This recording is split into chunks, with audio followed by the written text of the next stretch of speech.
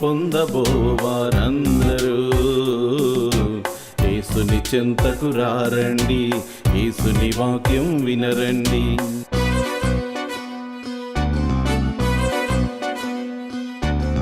ఆశీర్వాదం పొందబోవారందరూ యేసుని చెంతకు రారండి, యేసుని వాక్యం వినరండి. యేసే నీ రక్షకుడు, యేసే మన రక్షకుడు, యేసే లోక రక్షకుడు అని గ్రహించి నడవండి, మేలులు పొందండి. ఆశీర్వాదం పొందబోవారందరూ యేసుని చెంతకు రారండి, యేసుని వాక్యం వినరండి.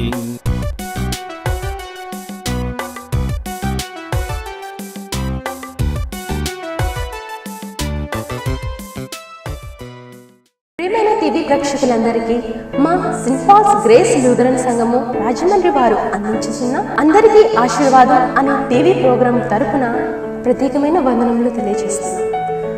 ఇప్పుడు మా సంఘ కాపరి, మా ఆత్మీయ తండ్రి గారైన బ్రదర్ సుందరాజు పైడిమల్ల గారిచే వాక్య సందేశమును విందాం. క్రీస్తునందు ప్రియమైన నమ్మకమైన దేవుని బిడ్డలారా, దేవుని ఆత్మలారా, మీ అందరికీ మన రక్షకుడు, మన ప్రభు అయిన యేసుక్రీస్తు వారి ప్రశస్త నామమున శుభములు, నా నిండు వందనాలు తెలియచేసుకుంటున్నాను. వారం వారం ఎప్పట్లాగే మీకు అందిస్తున్న ఆత్మీయమైన సందేశాలు, ఖచ్చితమైన వాక్యాన్ని విని బలపడాలని ఆశపడుతున్నాం. మేము అందిస్తున్న ఈ ఆశీర్వాదకరమైన వాక్యాలు పరిశుద్ధాత్మ సహాయంతో మీకు ఇస్తున్నాం. అందుచేత మీరు విని బలపడుతున్నారు. మీ సంతోషాన్ని, మీ ఆనందాన్ని మాతో అన్ని ప్రాంతాల నుంచి వస్తున్నందుకు నేను సంతోషపడుతున్నాను. మీరు రక్షింపబడితే అదే మాకు దీవెన. మీ కానుకలు కానీ మీ సంబంధించిన ఏవి మేము ఇంతవరకు టీవీ పరిచయం ద్వారా మిమ్మల్ని ఆశపడలేదు, కానీ మీరు రక్షింపబడితే అది మాకు పరలోకపు భాగ్యం. పరలోక బ్యాంకులో మాకు ధనం ఉంటుందనే ఆశతో మీ అందరినీ మేము ఉచితంగా వాక్యం వినేలా చేస్తున్నాం. అందుకనే మీరు ఆశీర్వదింపబడతారని మేము భావిస్తున్నాం. ప్రియులారా, ఈరోజు పోరాటం అనే ఒక మంచి అంశంతో మీ ముందుకు వచ్చాను. దేవుని బిడ్డలారా, పోరాటాలు మనం చూస్తున్నాం. ఈ భూమి మీద పోరాటాలు అన్నీ కూడా మరి ప్రారంభం అయింది ఎక్కడి నుంచి అంటే, ఆదిలోనే కయ్యీను హేబేలు మొదటి గర్భఫలాలు, మొదటి దంపతులైన ఆదాము అవలకు కలిగిన సుపుత్రుడు కయ్యీను. ఆ కయ్యీను పుట్టినందుకు అవ్వ, ఆ తల్లి ఎంతో సంతోషించింది. దేవుని సహాయం వలన ఒక కుమారుని సంపాదించుకున్నాననే ఆనందాన్ని వ్యక్తపరిస్తే, ఆ ఆనందం ఎదిగిన తర్వాత లేకుండా చేసింది అపవాది.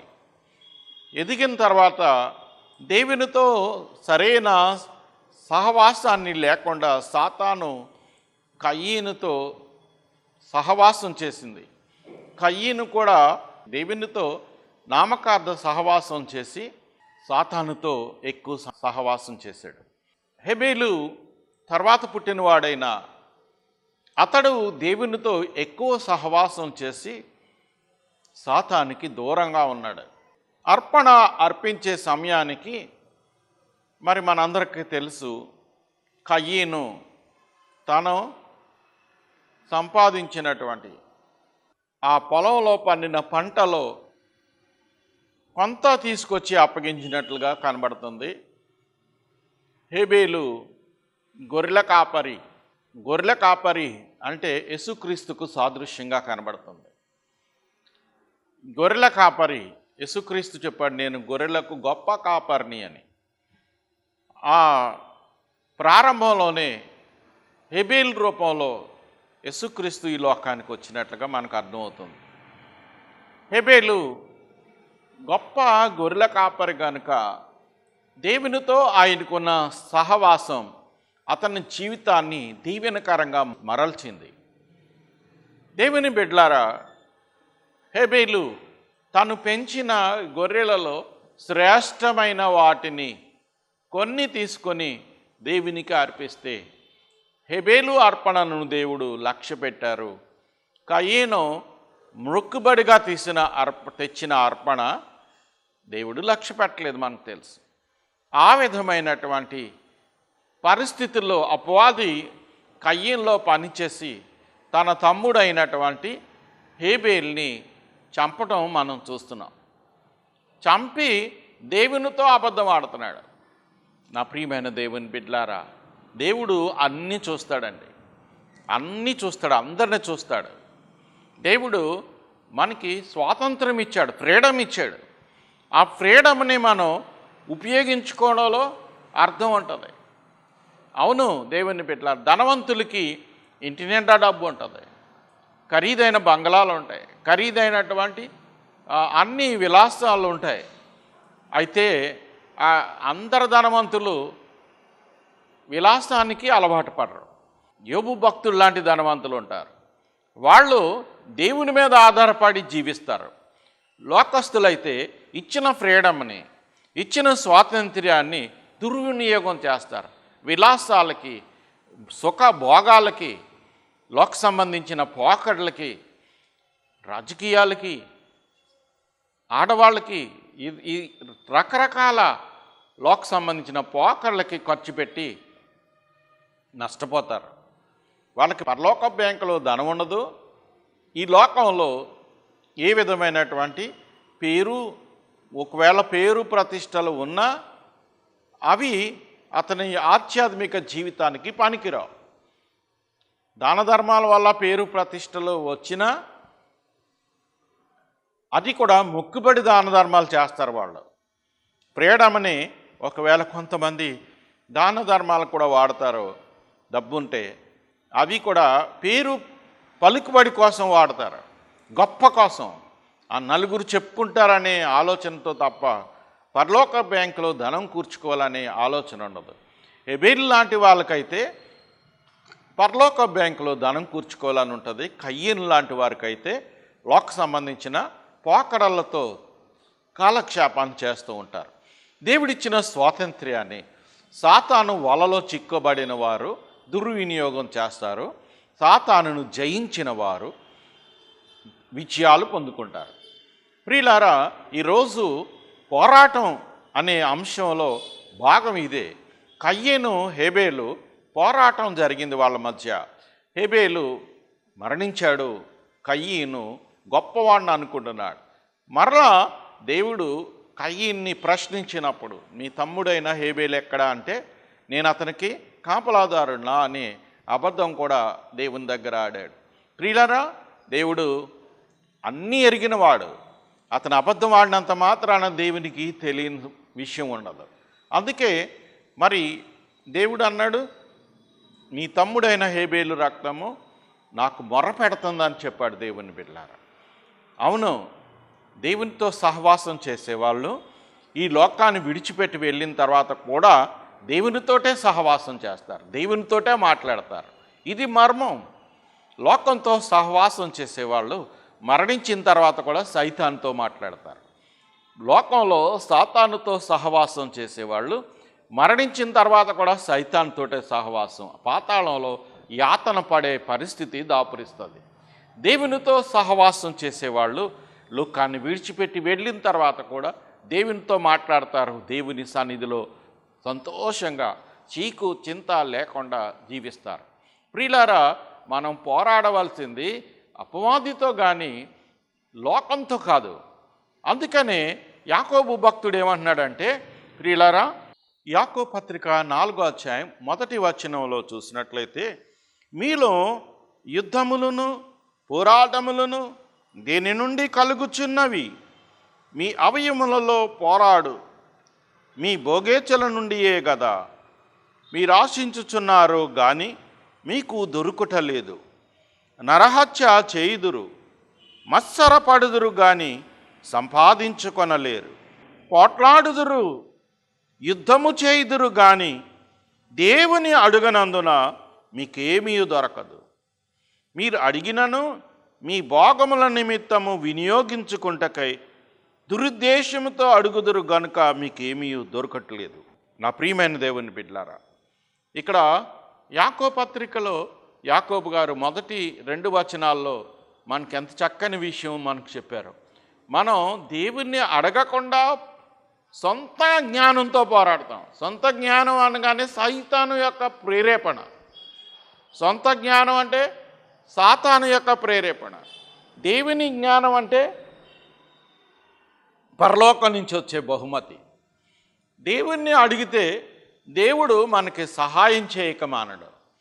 దేవుడు పోరాటం చేసినప్పుడు, దేవుని సహాయంతో పోరాటం చేసినప్పుడు ఇశ్రాయేలీలు విజయాలు పొందుకున్నారు. మనందరం ఎరుగుదాం. వాళ్ళు సొంతంగా వెళ్ళిన కొంతమంది రాజులు అపజయం పాలైన సందర్భాలు మనం చూస్తున్నాం. దేవుని యొక్క సహాయం ఉన్నప్పుడు వాళ్ళు పోరాడకుండా కూడా విజయాలు సాధించిన సందర్భాలు మనం చూస్తున్నాం. పోరాడకుండా కూడా దేవుని యొక్క సహాయంతో ఉన్నప్పుడు వాళ్ళు సొంతంగా అయినటువంటి నా బలం, నా శక్తి, నా మంది, మాగ్బలం, మా సైనికులు అని విర్రవీగినప్పుడు ఓటమి పాలయ్యారు. ఎందుకంటే దేవుని సహాయం లేకపోతే ఈ భూమి మీద పోరాటాలన్నీ తాత్కాలికం. దేవుని సహాయం లేకుండా పొందే విజయాలు టెంపరీ. సైతాను ఒక్కొక్కసారి నిన్ను దేవునికి దూరం చేయడానికి తాత్కాలికమైన విజయాలు కలిగిస్తాడు. అది నీకు శాశ్వతం అనుకుంటావు. ఒక్కొక్కసారి దేవుడే సైతానికి అవకాశం ఇస్తాడు, వాళ్ళని గెలిపించు అని. ఎందుకంటే నిన్ను విజయం పదంలో నడిపించడానికి కాదు, నీకు జ్ఞానోపదేశం కలిగించడానికి. నా ప్రియమైన దేవుని బిడ్డలారా, యేసుక్రీస్తు ప్రభు వారు ఏమన్నారంటే, ఏ తండ్రి అయినా తన కుమారుడు రొట్టెను అడిగితే రాతినిచ్చినా, చేపను అడిగితే పామునిచ్చినా అని యేసుక్రీస్తు ప్రభు వారు చెప్పిన మాట మీకు గుర్తు చేస్తున్నాను. దేవుడిని అడిగితే నీ పోరాటాల్లో విజయం కలుగుతుంది. నీవు దేవుని అడగకుండా లోకస్తుడిగా నీ సొంత జ్ఞానం, అపవాది చేత చిక్కబడినటువంటి జ్ఞానంతో నువ్వు మసులుకుంటే చాలా ప్రమాదంలో పడిపోతావు. ఓటమి పాలవుతావు. ప్రమాదం కంటే ఓటమి పాలు అయిన తర్వాత సిగ్గు, అవమానం, బిడియం. కొంతమంది ఆత్మహత్యలు కూడా చేసుకుంటారు. ఓడిపోయాము సిగ్గుతో ఆత్మహత్యలు కూడా చేసుకొని లోకానికి దూరం అవుతారు, పాతాళానికి వారసులు అవుతారు. నా ప్రియమైన దేవుని బిడ్డలారా, దేవుణ్ణి అడిగితే మనకు దొరకందంటూ ఉండదు. అందుకనే దేవుని బిడ్డలు ఎప్పుడూ కూడా దేవుని మీద ఆధారపడి పోరాటాలు చేయడానికి మీరు ఇష్టపడాలి. అందుకనే కీర్తనకారుడు ఏమన్నారంటే, దావీదు భక్తుడు అంటున్నాడండి దేవుని బిడ్డలారా, 144వ కీర్తన 1వ వచనంలో ఆయన ఏమంటున్నాడంటే, నాకు ఆశ్రయదుర్గముగు యెహోవా నా సన్నిధి యందుండును గాక. ఆయన నా చేతులకు యుద్ధమును, నా వ్రేళ్లకు పోరాటమును నేర్పువాడై ఉన్నాడు. దేవునికి స్తోత్రం కలుగును గాక. దేవుడు యుద్ధాన్ని, పోరాటాన్ని నేర్పువాడై ఉన్నాడట. యుద్ధాన్ని, పోరాటాన్ని నేర్పువాడై ఉన్నాడట. ఎందుకు ఆయన యుద్ధాన్ని ప్రోత్సహిస్తున్నాడంటే, మన విరోధైన అపవాది మీదకు దాడి చేయడానికే తప్ప ఇంకో విషయంలో కాదు. దేవుని బిడ్డలారా, మన మీద మనం పోరాడుకోవడానికి కాదు. నీవు గ్రహించుకోవాల్సిన ఒక మర్మం ఏంటంటే, నీ ఆలోచనలో శత్రువు ఉన్నాడు అంటే ఆ శత్రువులో యేసు ప్రభు ఉంటాడని మర్చిపోకూడదు. నీ ఆలోచనలో నీకు విరోధి ఉన్నాడంటే సాతాను తప్ప ఇంకొక విరోధి కాదు. నీవు గ్రహించుకోవాల్సిన ఒక మర్మం ఏంటంటే, ప్రతి మనిషిలో దేవుడు ఉన్నాడు. ఆ దేవుడు ఉన్నటువంటి మనిషినే సాతాను వశపరుచుకొని మనకి వాళ్ళని విరోధులుగా చేస్తూ ఉంటారు. ఎవరైనా నీ మీద పోరాటం చేశారు అంటే వాళ్ళు నా అపవాది తప్ప వాళ్ళు కాదు. వాళ్ళందరూ మంచివాళ్ళే. నీకు తెలుసు, మనందరం పసిబిడ్డలుగా ఈ లోకానికి వచ్చాం. పసిబిడ్డలుగా తల్లి గర్భంలోంచి వచ్చాం. ఏ కల్మషాలు లేని వారుగా ఈ లోకానికి మనం వచ్చాం తప్ప మన అందరం జ్ఞానవంతులుగా ఈ లోకానికి రాలేదు. తల్లిదండ్రుల మీద ఆధారపడుతూ పెరిగాం. తల్లిదండ్రులు వాళ్ళు ఒకప్పుడు వాళ్ళు పసిబిడ్డలే, వాళ్ళు పెరిగారు. ఇప్పుడు నిన్ను పెంచుతున్నారు, నన్ను పెంచారు. నా ప్రియమైన దేవుని బిడ్డలారా, తల్లిదండ్రులు ఎప్పుడైతే మనలను పెంచి పోషిస్తున్నారో అప్పుడే మనం వాళ్ళ మాట చెప్పిన జీవించడం నేర్చుకోవాలి. తల్లిదండ్రులు ఎప్పుడు మన బాగోగులే కోరుకుంటారు. దేవుడు కూడా అంతే, తల్లిదండ్రులు ఉండి మన క్షేమాన్ని కోరుకుంటూ ఉంటాడు. తల్లిదండ్రులు ఎప్పుడు కూడా మన క్షేమాన్ని కోరుకుంటారు. మనమేమో సాతాను వాళ్ళలో చిక్కబడి శత్రువులుగా మారిపోతాం, దేవునికి విరోధులుగా మారిపోతాం. సాతాను యొక్క పోరాటంలో మనం కూడా చేతులు కలుపుతాం. అవును దేవుని బిడ్డలారా, తప్పిపోయిన కుమారుడు ఉదంతాన్ని చూడండి. తప్పిపోయిన కుమారుడు ఉదంతంలో తండ్రి ఆస్తిని చిన్న కుమారుడు అడిగి తీసుకుపోయాడు. తండ్రి బహుశా వద్దు నాయనా అని కూడా చెప్పుంటాడు, వినిపించుకుని ఉన్నాడు. ఎందుకు? అతనిలో అపవాది ఉన్నాడు కనుక లోకం అనే లోకాశల్లోకి వెళ్ళిపోతాడు. లోకంలో పోరాటాల కొరకు ప్రయాసపడుతూ ఉంటాడు. దేవుని మాట విండో తండ్రి, దేవుని ప్రతినిధి అయిన తండ్రి మాట వినకుండా పోయిన తర్వాత, సమస్తాన్ని పోగొట్టుకున్న తర్వాత మరి కూలివానిగా ఒక పందులు మేపే యజమాని దగ్గర కూలివానిగా చేరినప్పుడు అప్పుడు తండ్రి గుర్తుకొచ్చాడు. అక్కడ ఆకలితో అలమటించేటప్పుడు అతడు అంటాడు కదా, నా తండ్రి ఇంట అనేకమైన కూలివాండ్రు సమృద్ధిగా భోజనం చేస్తున్నారనే మాట అతడు వాడతాడు. దేవుని బిడ్డలారా, కూలి వాళ్ళకి కడుపు నిండా భోజనం ఉంది అని గుర్తుకొచ్చి అక్కడ తండ్రి కొడుకుగా బయలుదేరలేదండి. తండ్రికి కొడుకుగా బయలుదేరలేదు, ఆ ఇంట్లో ఒక పనివాడుగా చేరడానికి బయలుదేరాడు అతని ఆలోచన. కానీ తండ్రికి ఇలాంటి కల్మషం ఉండదు. తండ్రి ప్రేమ ఇలాగుంటుంది. కొడుకు దూరంగా ఉంటుండగానే గుర్తుపట్టి ఆ బిడ్డను కౌగిలించుకొని, పరిగెత్తుకొని వెళ్ళి కౌగిలించుకొని తెచ్చుకొని ఇంట్లోకి తీసుకొచ్చి మరి సేవకులకు అప్పగించి స్నానం చేయించి మరి పట్టు వస్త్రాలు, ఖరీదైన వస్త్రాలు ధరింపచేసి మరి అతనికి ఉంగరాన్ని తొడిగించి, పాదాలకు చెప్పులు తొడిగించి అతనికి చేయవలసినటువంటి గౌరవాన్ని అంతటిని తండ్రి తిరిగి ఇచ్చి గొప్ప విందు చేయించాడండి. చక్కని పశువును వధించి విందు కూడా చేయించి సంబరం చేసుకున్నాడు తండ్రి. ఇతడికేమో సాతానుతో స్నేహంతో దేవునికి విరోధంగా అయిపోయాడు. దేవునికి విరోధం అయిపోయినా దేవుడు తన తండ్రిలో ఉండి అతన్ని మరలా చేర్చుకునేలాగా వాడుకున్నాడు. నా ప్రియమైన దేవుని బిడ్డలారా, పోరాడేవారులారా, మీరు మీ తండ్రి ఇచ్చకు ఇష్టపడండి. మీ తండ్రి ఎప్పుడు మీ బాగునే కోరుకుంటాడు. మీ తల్లి తండ్రి నీ క్షేమాన్నే కోరుకుంటారు.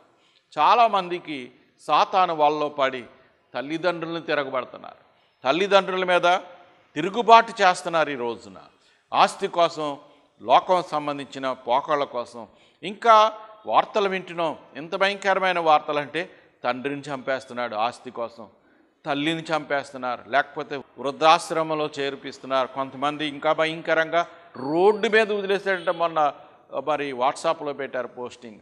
ఆ ముసలి తల్లిదండ్రుల్ని తీసుకెళ్ళి నడి రోడ్డు మీద వదిలేసాడట.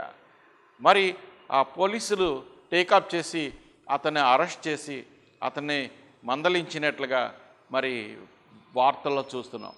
నా ప్రియమైన దేవుని బిడ్డలారా, అంత భయంకరమైనటువంటి పరిస్థితిలో సాతాను మనల్ని పెడుతున్నాడు. అందుచేత మనం పోరాడవలసింది సాతానుతో, అపవాదితో పోరాడాలి.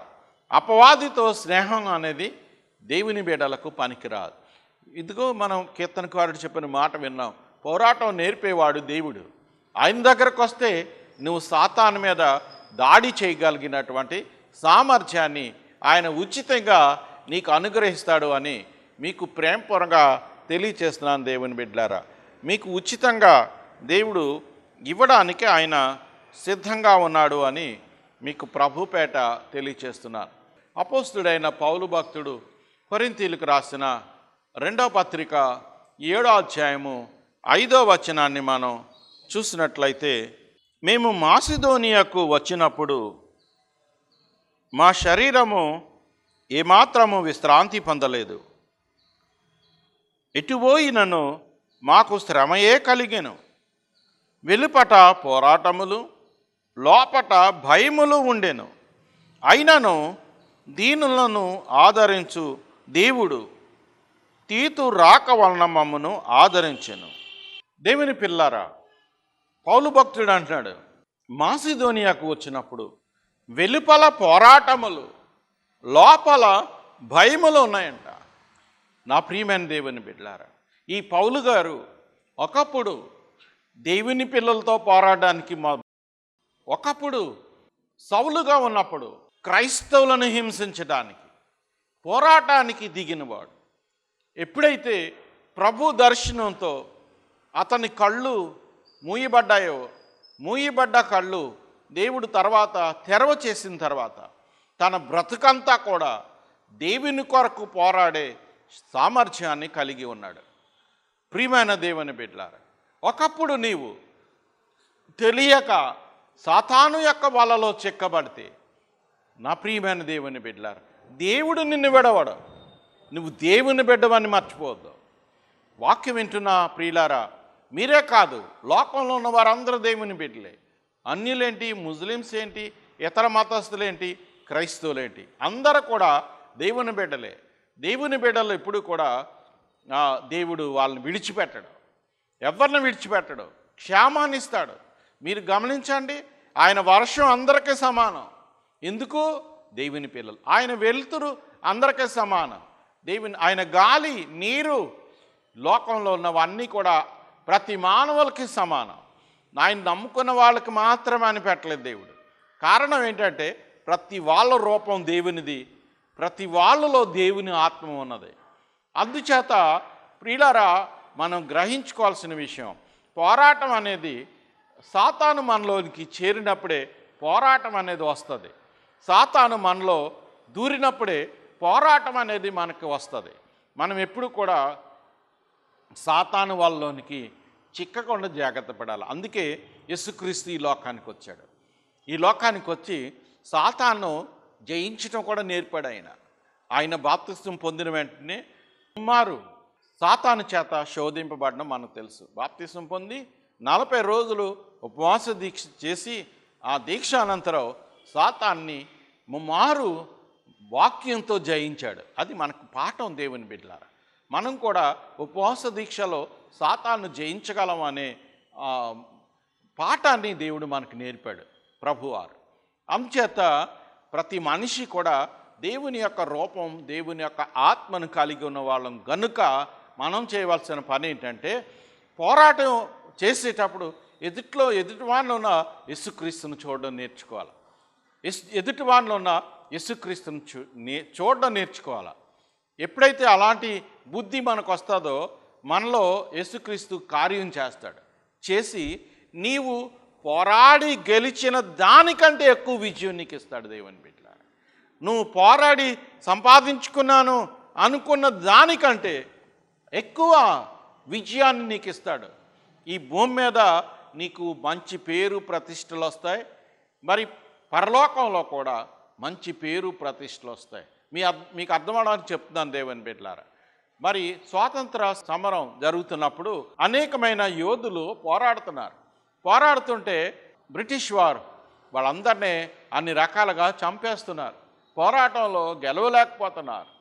మరి మహాత్మా గాంధీ గారు మరి లండన్లో బారిస్టర్ చదివేటప్పుడు అక్కడ బైబిల్ చదవడం కంపల్సరీ అట, తప్పనిసరి అట.